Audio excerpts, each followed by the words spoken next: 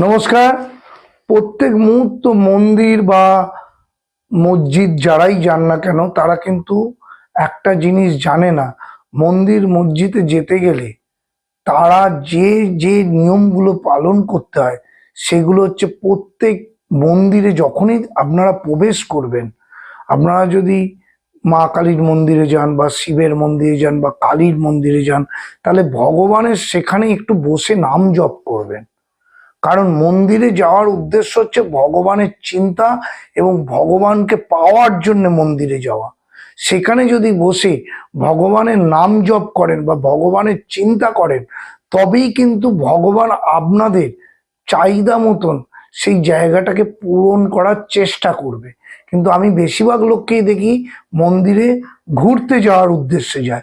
সেই উদ্দেশ্য থাকলে কিন্তু মন্দিরে থেকে কোনো পজিটিভ জায়গা কিন্তু আসবে না। এই নিয়মটা পালন করুন। নমস্কার।